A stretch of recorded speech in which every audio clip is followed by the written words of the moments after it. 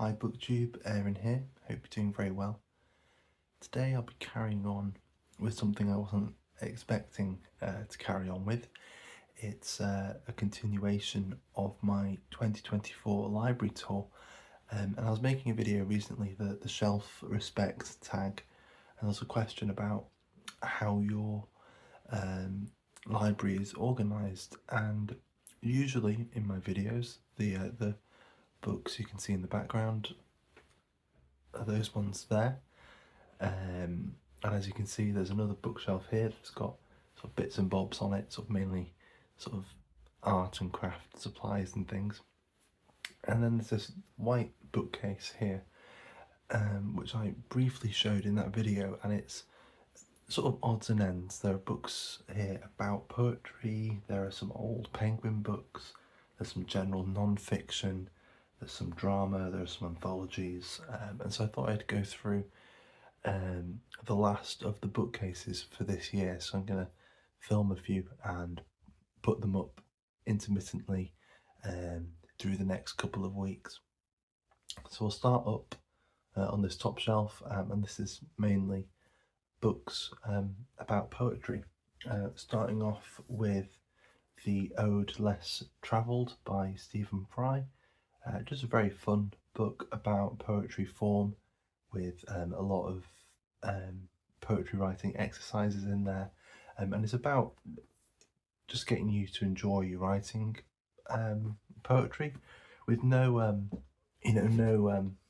grand ideas of becoming a poet or of publishing your poems or anything like that, but just to be someone who writes poems for the sheer enjoyment of writing them, and so yeah, it's a fun book, and then we've got, yeah, I suppose there are a few books here where it's poets writing about poetry. This is Louise Gluck, is it, or Glick, Louise Gluck, American Originality, so some essays on poetry. I still haven't read this. I think I read her collection Averno a couple of times, and I don't know, I didn't quite get it, I suppose. Wasn't sure if she was a poet that I enjoyed or not, and so I've been a little reticent to get into her essays, but maybe I'd prefer her essays to her poetry, so we'll see. And then this one is a gold mine. This is Finders Keepers by Seamus Heaney, his selected prose from 1971 to 2001.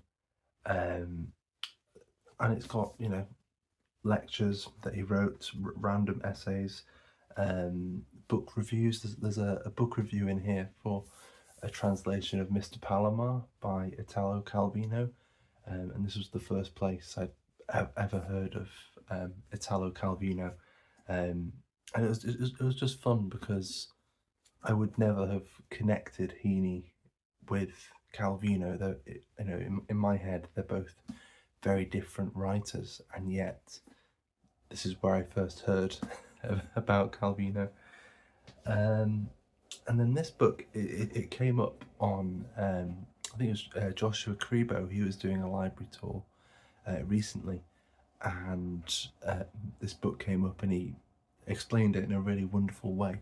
And it's Rhyme's Reason by John Hollander, and it's it's a book about poetry, so explaining how poetry works and various forms of poetry, and it does it through it sort of writes in the form or uses the technique in order to explain it, and so if he's explaining the sonnet, then he'll sort of do it in the sonnet form. He'll write a sonnet about sonnets, and it sort of flows from subject matter to subject matter. So it's kind of like, it's almost like one long poem. There are prose interjections, but yeah, it's really lovely. So I'd really recommend this. I'd like to reread it soon actually, because yeah, it's one I've read I think 1 or 2 times, and I loved it. One I'd like to get to before too long. It's Matthew Hollis, The Wasteland, a biography of a poem, all about how the wasteland came into being. We've got Poetry in the Making by Ted Hughes, a number of short essays about poetry, I think primarily aimed at children initially. I think it sort of grew out of some sort of exercises and sort of talks he did for school children. And yeah, there are bits of it that are really charming, and he brings up plenty of amazing poets, many of which I'd never even heard of. I think quite a few Eastern European poets. Um, he had a big love for poetry in translation, and particularly for poetry from Eastern Europe. This is one I've started and have yet to finish. I think I'd have to start from the get-go. It's the poem Lyric, Sign and Meter by Don Patterson. There's a massive sort of treatise, modern treatise on poetry, on how a poem works. What is it in a poem that makes it tick, regardless of what form it is or whether it has any form. What's a good poem, what's a bad poem, and yeah, so he's going into the lyricism of the poem, and then into sign. I suppose that's more to do with what the poem is pointing towards, I believe. I didn't get to that section. And then there's meter, and apparently the essays get longer. So the shortest is the essay on lyric, which I think I did finish, but never went any further then after that. And then sign is quite long, and then apparently meter is even longer. And I can remember I started reading this around the same time I started reading Proust, and I just knew I needed a lot of headspace for both, and couldn't quite manage both at the same time. And so I put this down for another day, so I might get to it soon.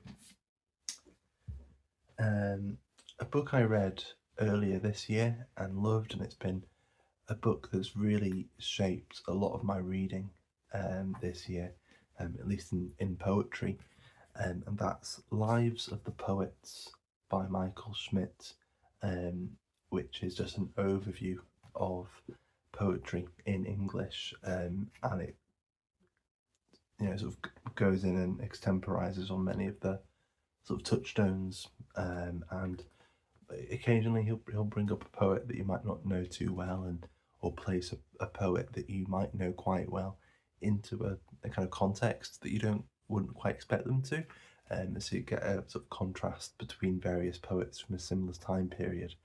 So it's really wonderfully done, so it's one I'll be going back to, I'm sure, numerous times.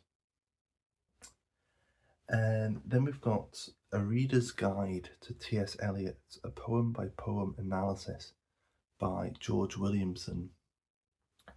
Whenever I'm reading T.S. Eliot, I often crack this open, even if it's, even if I'm not reading an entire section or an entire chapter.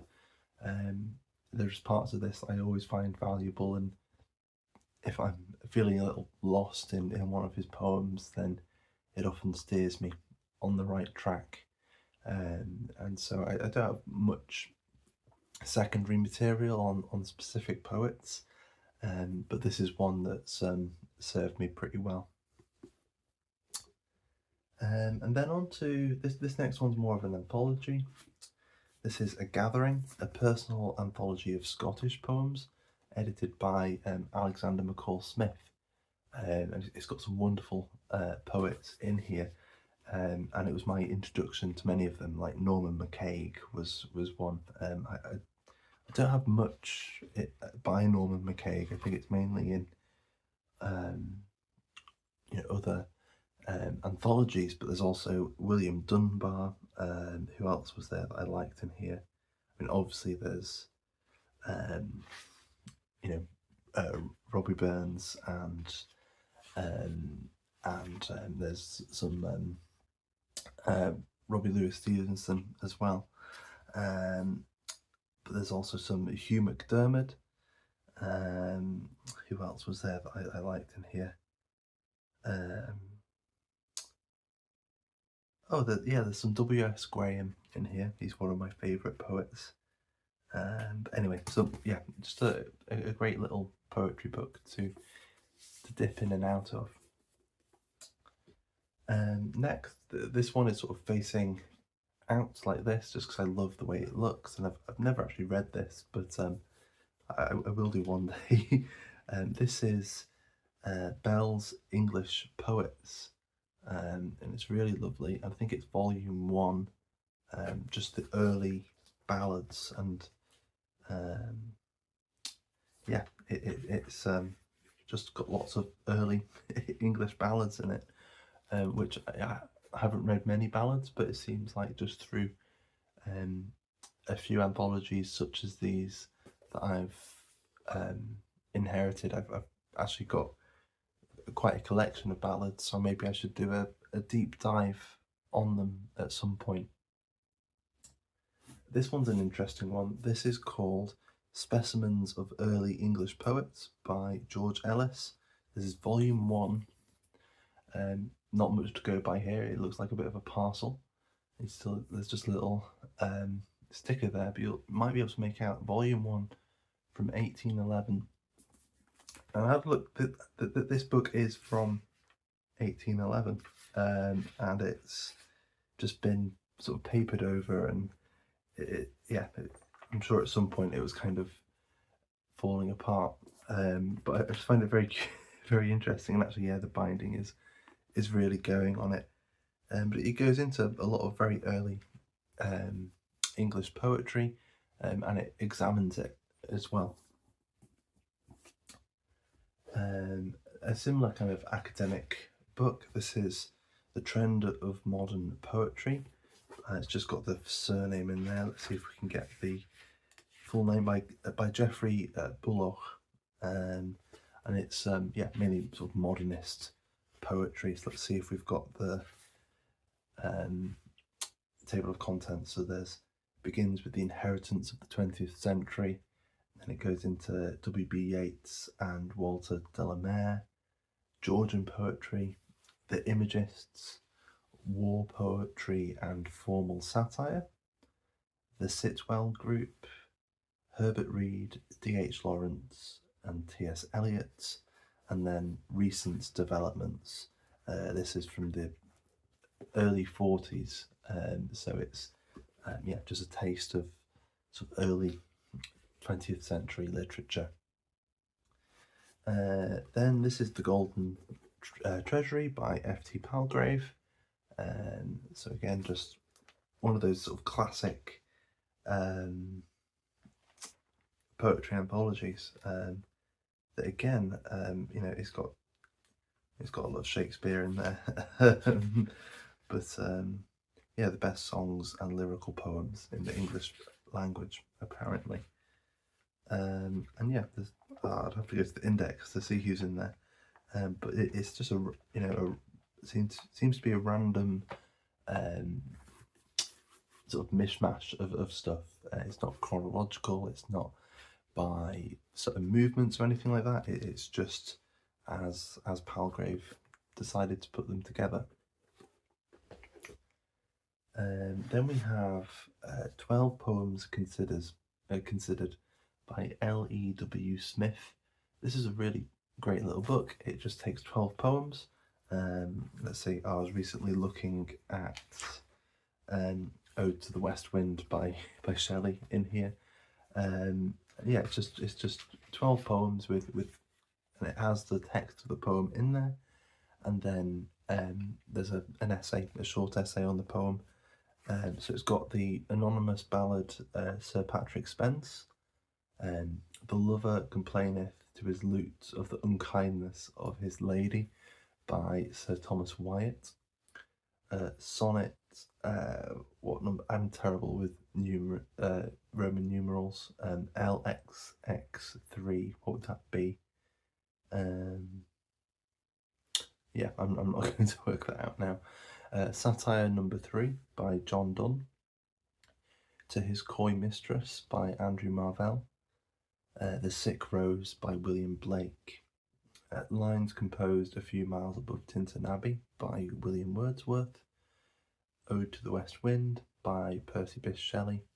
On a Grecian Urn by John Keats. Ulysses by Tennyson. The Windhover by Gerard Manley Hopkins, and Snake by D.H. Lawrence. So a bit of a mix of things, a very, even in the non-romantic poets included in there, I think it's still a very romantic sort of take on the sort of general trend of poetry, I think. And so yeah, it's a lot of fun. And then this is a curious one. This is poems of the Cywyddwyr, some Welsh poetry, and I think it does have, if I turn it the right way up, it's a problem when there's no front cover. I turn it the wrong way around. Yeah, so it has the poems in Welsh, but then I think it has, as the title's in English, then yeah, it has sort of commentary and notes in English, which is interesting. So it's one I really should get to, because I can speak Welsh, I can read Welsh, but I don't use it very much, and I haven't really read anything in Welsh since I was in school, so that'll be an interesting one to try at some point. Although I think maybe a lot of the Welsh might be a little too archaic for me, so it might be a little difficult at first, but yeah, I think if I went slowly, I could probably get quite a lot from that book. And I think we will push on and try and get this first shelf done. We've got a book I finished recently. This is Aeschylus, the Orestean trilogy, which is really, really wonderful. I had a lot of fun with that. Then we have, well, this is just a destroyed dust jacket for Madame Bovary. I keep meaning to fix it and just haven't got around to it yet. We've got the Penguin book of modern American verse, which is a wonderful anthology of sort of modernist poetry. We have the Penguin book of contemporary verse, which was a little bit later, I think, and is not nearly as good. I felt the editor was much more snobby, I suppose. And then we have Madame Bovary by Gustave Flaubert. I liked it but didn't love it. I might get to it again at some point. Then we have Go Down Moses by William Faulkner. Again, in that kind of, I liked it but didn't love it kind of category. There's an annual sort of group read of Faulkner's writings called Faulkner in August. They'll be reading Go Down Moses in 2025. And I doubt I'll be joining in this year, just because I'm not too sure if I want to revisit it, at least at the moment. And then we've got a couple of D.H. Lawrence books. We've got Sons and Lovers, and we've got The Lost Girl. And I might start with the Lost Girl. It's one I hadn't really heard of, and so I might start with the less famous work and see how that goes.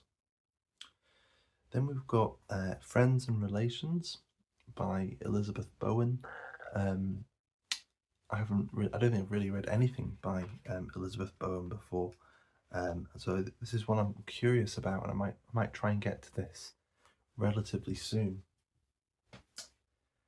Then we've got a rather rabbit-eaten copy of The Secret Agent by Joseph Conrad. I think I just sort of left this on the floor one day when I'd let the rabbits in the house, and yeah, that's what happens. Then we've got Les Enfants Terribles by Jean Cocteau. A wonderful little surreal story. I really enjoyed this. Then we have the selected prose of T.S. Eliot, which is alright. I can't really remember much of it, if I'm being honest. And then we've got a short history of the world by H.G. Wells, and I'm hoping to read this sort of periodically throughout the year, next year, along with another much larger world history, and sort of compare them and see how they do.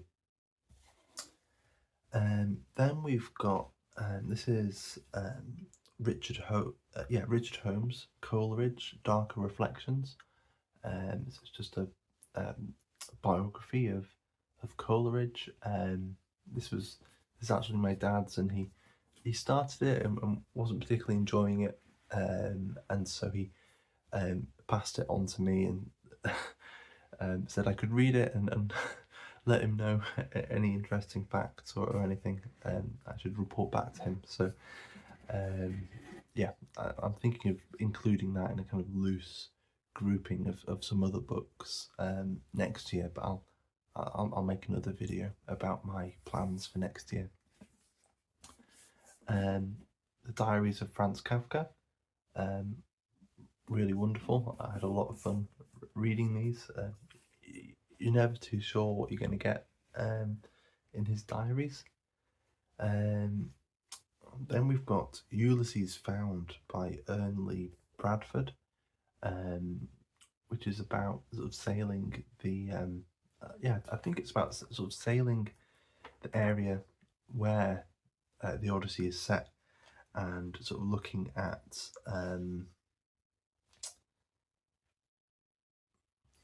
sort of comparing how it's depicted in the poem to what it's actually like, and sort of making some rough guesses and surmises about it. But yeah, it sounds like fun, the kind of thing I'm into, and it's got some really lovely. Let's see if I can find it. Yeah, just some lovely, quite simple illustration and lots of maps, and it's got some black and white pictures in the middle there. So yeah, just a nice little book about the Aegean. Then we have the Deer Hoard, an old English bestiary by Hannah Vidin, a kind of follow up to the Word Hoard, which was about old English words. This is more about I suppose the words for certain animals and the role they played in I suppose of Anglo-Saxon society. I haven't read this yet. I got it for Christmas last year, so I should probably prioritize this. Yeah, sort of looking at the books on the shelves, this might be the one I prioritize the most. And then finally for today, we have A Field Guide for Getting Lost by Rebecca Solnit, which I enjoyed very much. It is what it says on the tin. It's an exploration of various ways of getting lost, of being lost, of losing something or losing someone, losing yourself. Just, yeah, I really enjoyed it. A lot about walking and about certain places and the significance of places to her, which when done well is something I enjoy in whatever kind of literature it is. So yeah, that was A Field Guide Getting Lost, and that is the end of today's library tour. There are 2 more shelves. The last one shouldn't take too long. I think this one might actually be the longest of the 3. So for now, thank you very much for watching, and I'll see you soon. Bye bye.